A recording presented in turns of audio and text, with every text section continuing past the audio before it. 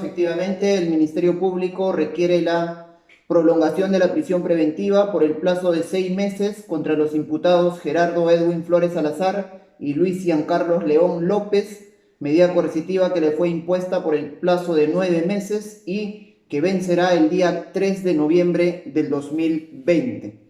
Señor magistrado, como antecedentes se debe tener en cuenta que mediante disposición número 5 de fecha 7 de febrero de 2020 se inició la investigación preparatoria por el plazo de 120 días naturales. Esta disposición fue ampliada mediante disposición número 6 de fecha 27 de febrero de 2020 a fin de incorporar como imputado al señor Cutipa Vázquez. Luego, mediante disposición número 9 de fecha 16 de junio del 2020, se decidió reconducir la tipificación del delito de receptación al delito de peculado por apropiación previsto en el artículo 387 del Código Penal. Posteriormente, como un hecho trascendente, mediante disposición número 10 de fecha 17 de julio del 2020, se precisó que el plazo de la investigación preparatoria se había suspendido desde el 15 de marzo del 2020 hasta el 16 de julio del 2020, es decir, por 4 meses debido al estado de emergencia y al aislamiento social obligatorio.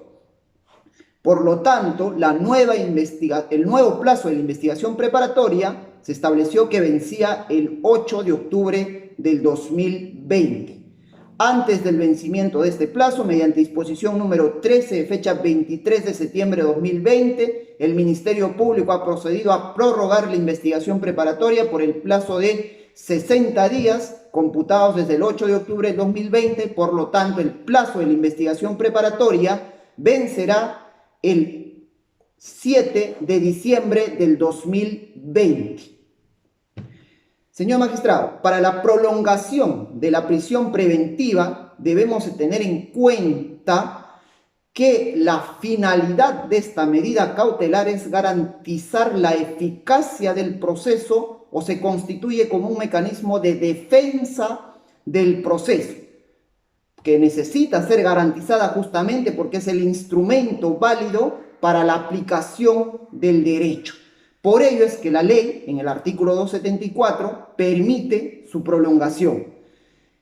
La primera idea fundamental es que en este caso subsisten los 3 presupuestos de la prisión preventiva. Existe graves y fundados elementos de convicción, existe prognosis de pena y existe peligro procesal.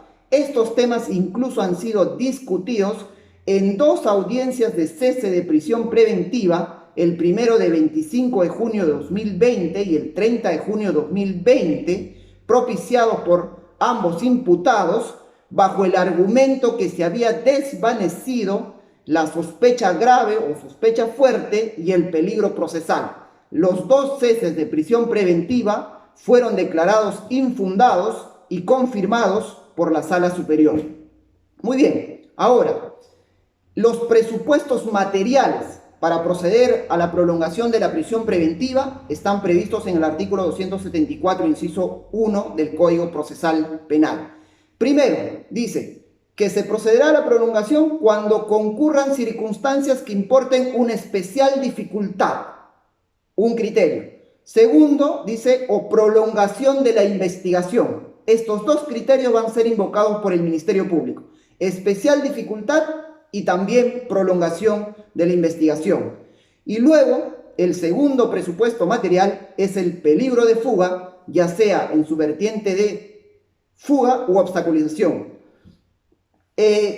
Entonces, el primer tema es un criterio interpretativo. ¿Qué debemos entender o qué significa especial dificultad? Y para ello, el Ministerio Público invoca, en primer lugar, el Acuerdo Plenario 1/2017, de fecha 13 de octubre del 2020, en el fundamento 16, se estableció justamente o se interpretó qué debía entenderse por especial dificultad.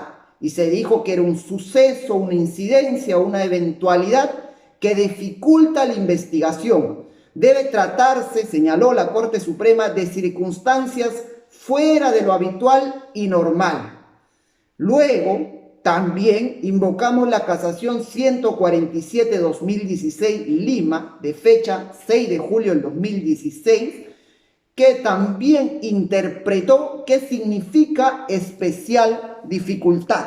Y aquí sí, señor magistrado, quisiera citar textualmente, y dijo la Corte Suprema, se entiende la concurrencia de circunstancias que obstaculizan la realización de determinada diligencia, la práctica de alguna pericia o alguna circunstancia propia de la conducta del imputado, elementos de juicio objetivos posteriores al dictado de la prisión preventiva primigenia y su impugnación.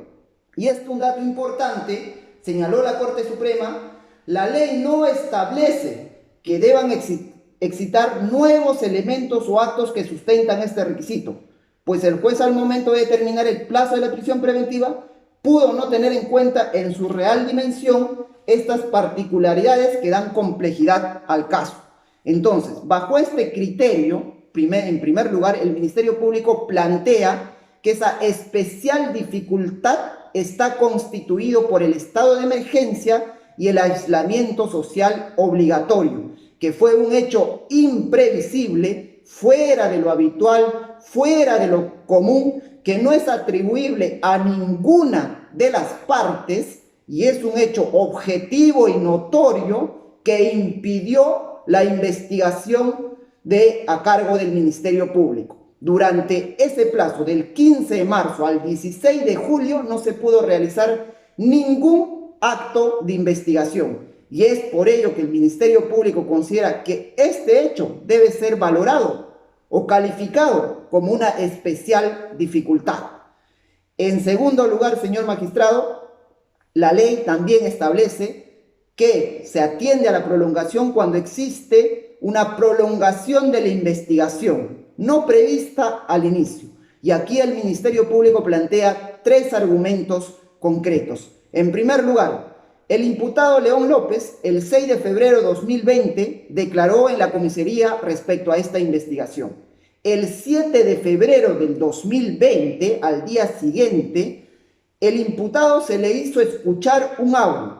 Presuntamente trataba de una conversación entre su persona y una persona o su interlocutor no identificado, donde conversaban presuntamente sobre la negociación de bienes que previamente ambos imputados en su condición de efectivos policiales habían incautado, trasladado a la comisaría y luego a un lugar particular.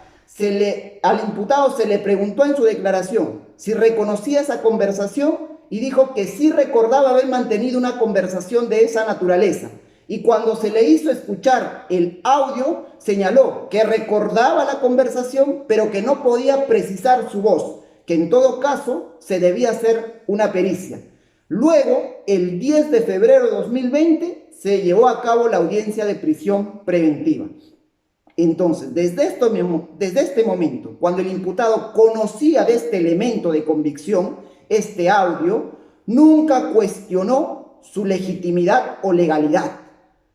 Recién ha cuestionado la legalidad de este elemento de convicción el 4 de septiembre del 2020, es decir, después de 7 meses de haber tomado conocimiento de ese hecho.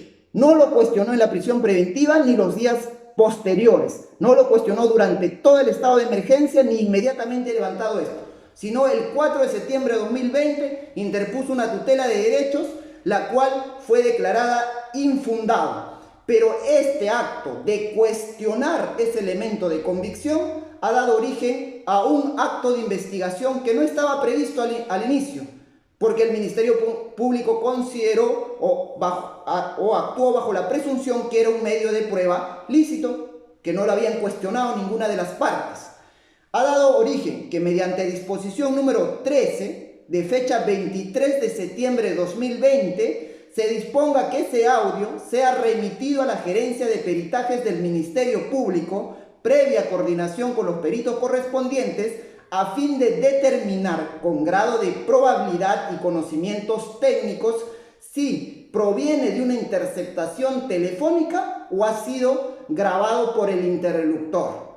esa diligencia o este acto de investigación está pendiente de realización y el audio se encuentra en la gerencia de peritajes del Ministerio Público. Luego, señor magistrado, mediante disposición número 10, este es el segundo hecho que consideramos una prolongación de la investigación, mediante disposición número 10 de fecha 17 de julio del 2020, que se reinicia la investigación preparatoria, y mediante disposición número 11 de fecha 12 de agosto del 2020, se programó una diligencia que estaba pendiente, que era la lectura de información que contenía el celular incautado al imputado León López. Se programó y se hizo las gestiones necesarias a pesar de las dificultades por el estado de emergencia, que no podíamos constituirnos al penal. Se programó para que se haga mediante aplicativos tecnológicos. Entonces se instruyó al abogado del imputado para que el imputado autorice que se abra su celular, le proporcione la clave o el patrón de seguridad. Incluso se coordinó con la Corte Superior de Huaura para que trasladen al imputado a una sala de audiencia. Y el Poder Judicial nos habilitó como apoyo para el día sábado 29 de agosto del 2020 para realizar esa diligencia, a las 9 de la mañana. En esa diligencia, el imputado señaló que no iba a autorizar que se abra su celular, que no iba a proporcionar la clave ni el patrón de seguridad. Por lo tanto, no se pudo realizar esa diligencia.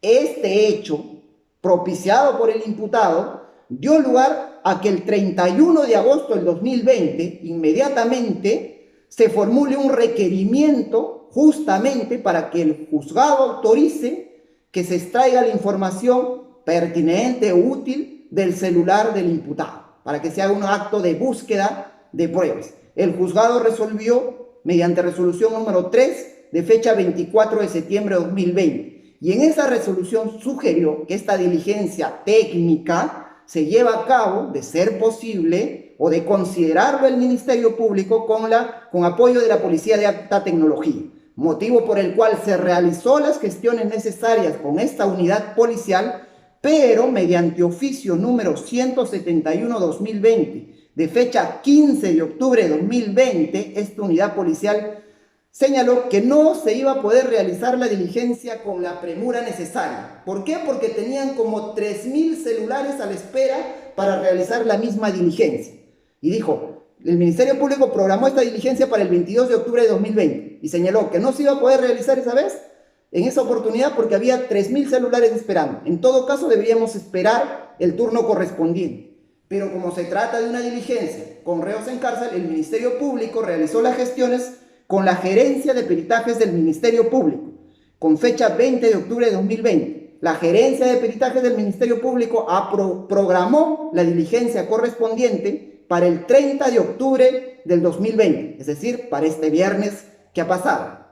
En esa diligencia se ha procedido en primer lugar al desbloqueo del celular y el perito ha señalado que como se trata de información que tiene que ser extraída desde el 18 de octubre del 2019 hasta el 5 de febrero de 2020, va a ser una diligencia compleja, va a demandar tiempo aproximadamente de 8 horas extraer toda esa información. Por lo tanto, se reprogramó esa diligencia, lo va a ejecutar el perito y va a entregar en el plazo de 48 horas, señaló el perito, toda la información extraída de esos periodos para luego programar una diligencia justamente de lectura o de búsqueda de información relevante para la investigación. Entonces, todo este detalle que he brindado también considera el Ministerio Público que califica como una prolongación de la investigación propiciada por el imputado que se negó a proporcionar su clave o la apertura de su celular.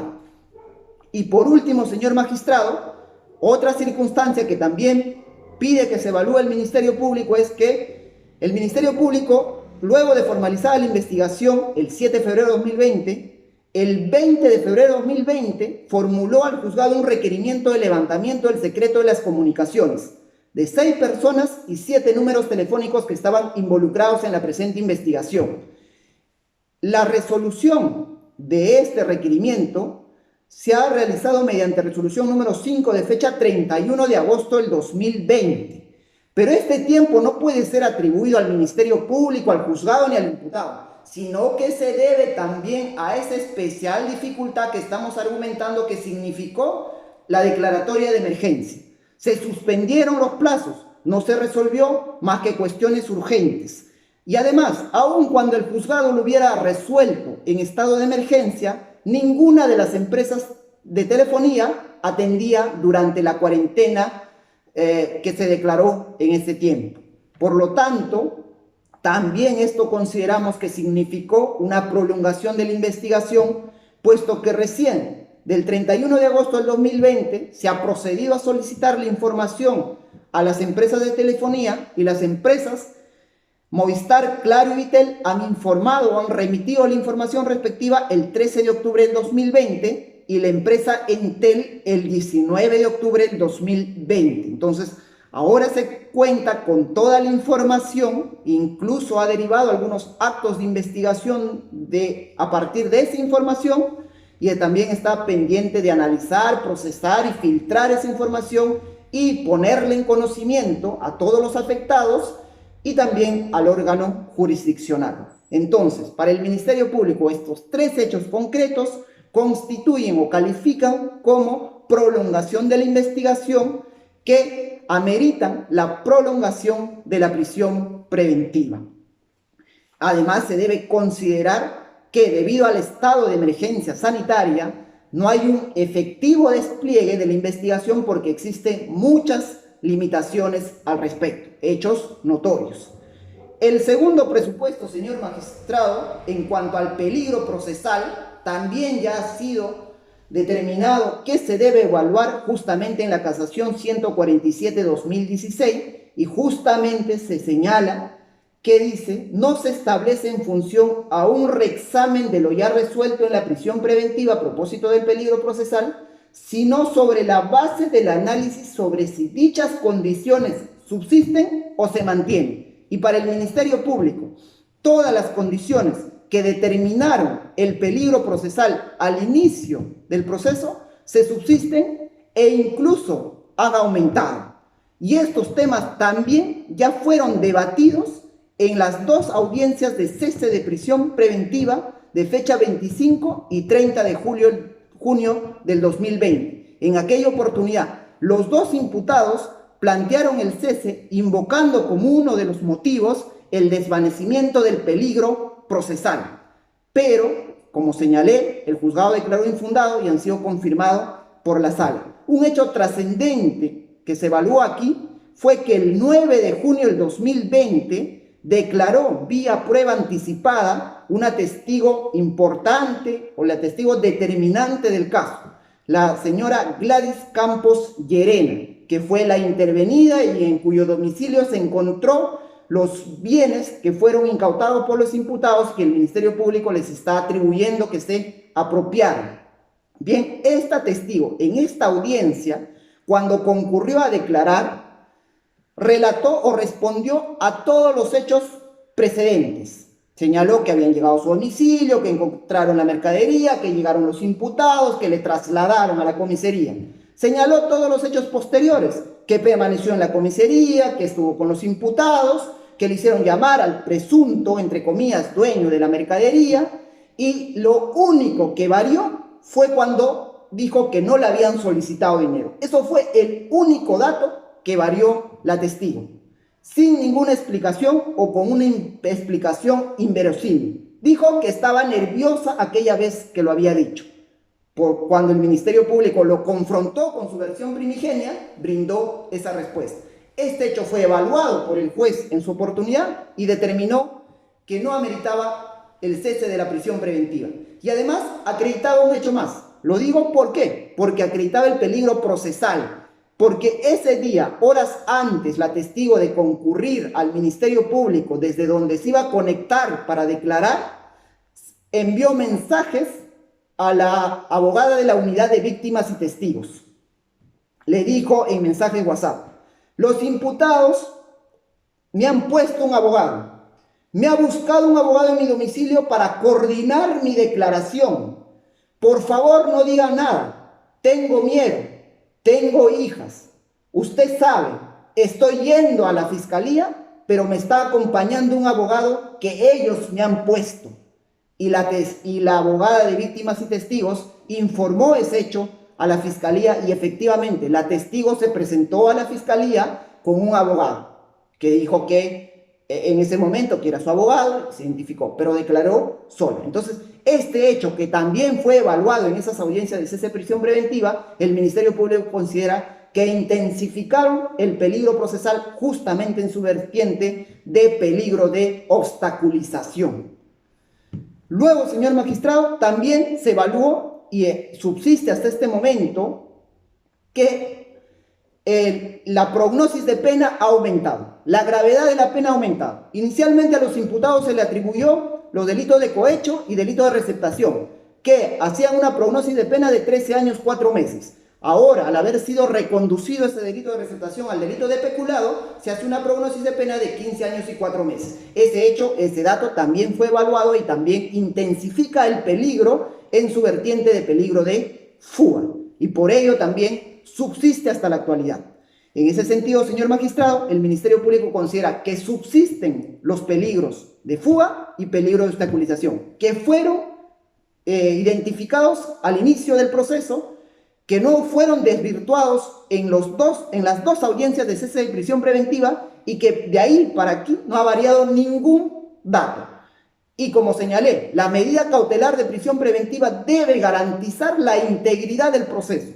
Se constituye en defensa del proceso y el proceso concluye cuando haya una sentencia final que lo pone fin. Hasta ahí debe garantizar esta medida cautelar. Entonces está pendiente para el juicio oral la declaración de diversos testigos: Amado Chávez Chihuala, Cristian Eusebio Machado Córdoba, que son testigos, personas particulares, que son transportistas, que justamente transportaron la mercadería, que se apropiaron los imputados, fueron contratados por los imputados, estas personas lo conocen. Entonces se debe garantizar justamente que estos medios de prueba, estas versiones, llegan de manera íntegra al proceso. La regla es que los testigos declaren ante el juez que va a sentenciar. La excepción son las pruebas anticipadas. Y así es una prueba anticipada, pero estos testigos deben concurrir al juicio oral. Asimismo, existen otros testigos que son efectivos policiales, como Juan Carlos Castro Becerra, Aristides Gregorio Guerra Reyes, Juan Carlos Manguiña Riega y Felipe Amaya Chávez, que justamente fueron efectivos policiales y que también permiten confirmar o corroborar la hipótesis del Ministerio Público que los imputados incautaron mercadería, lo trasladaron a la comisaría y luego a un lugar particular donde se produjo la apropiación de estos bienes. Entonces, señor magistrado, por ello consideramos que subsiste este peligro de peligro procesal, tanto en su vertiente de fuga y obstaculización, que no se han desvirtuado, se mantienen hasta la actualidad. En cuanto al plazo que estamos solicitando, inicialmente se determinó el plazo de 9 meses. El Ministerio Público consideró que ese plazo, en un proceso común, iba a concluir con una sentencia, por lo menos de primera instancia. Luego se hubiera hecho uso de los recursos correspondientes. Se hizo un pronóstico en ese sentido. Pero son 4 meses que no ha habido actividad. 4 meses que debió hacerse la investigación preparatoria y concluirse y pasarse a la siguiente fase. Si no hubiera habido esta especial dificultad de la pandemia, la investigación hubiera concluido el 7 de agosto del 2020 en su extremo máximo. Los 120 días más los 60 días de prórroga que tiene el Ministerio Público. De ahí quedaba 3 meses hasta noviembre para hacer la etapa intermedia y para hacer el juicio oral. Pero esos 4 meses del estado de emergencia han impedido justamente ello. Por eso solicitamos esos 4 meses y también la prolongación de la investigación, estos actos de investigación que han sido propiciados por el imputado, consideramos un plazo de 2 meses. Es por ello que se justifica nuestro pedido de 6 meses de prolongación de la prisión preventiva. En cuanto al tema de la proporcionalidad, señor magistrado, consideramos que es una medida idónea justamente para garantizar ambos peligros, en este caso de fuga y de obstaculización que existe la necesidad de garantizar la integridad del proceso y en el juicio de necesidad consideramos que no existe ninguna otra medida alternativa menos lesiva a los derechos fundamentales de los imputados y que tenga la misma finalidad o la misma idoneidad para cautelar los dos peligros que hemos identificado. Y en la ponderación es cierto, se está restringiendo el derecho, pero debemos atender que es una restricción temporal y plenamente justificada en una sospecha grave o fuerte. Y existe el interés del otro lado que se garantice la eficacia del proceso, que se asegure un proceso eficaz, un proceso donde no se vaya a amenazar testigos, donde no se vaya a comprar testigos y que termine con una sentencia como debe de ser. Entonces, señor magistrado, por esos fundamentos nosotros solicitamos que se prolongue la prisión preventiva por el plazo de 6 meses. Y estos criterios que estamos pidiendo que se evalúen ya también están surgiendo en el debate actual. Solamente para fines ilustrativos, el Juzgado de Investigación Preparatoria Permanente de Condevía, en el expediente 84-2020, en una resolución dictada el 29 de octubre del año 2020, es decir, la semana pasada, ha prolongado la prisión preventiva por el plazo de 6 meses, justamente calificando de especial dificultad este hecho que el Ministerio Público no ha podido realizar la investigación en esos 4 meses debido al estado de emergencia y al aislamiento social obligatorio. Por esos fundamentos, señor magistrado, el Ministerio Público solicita que se declare fundado el requerimiento de prolongación de prisión preventiva. Gracias. La defensa, comenzamos con la defensa del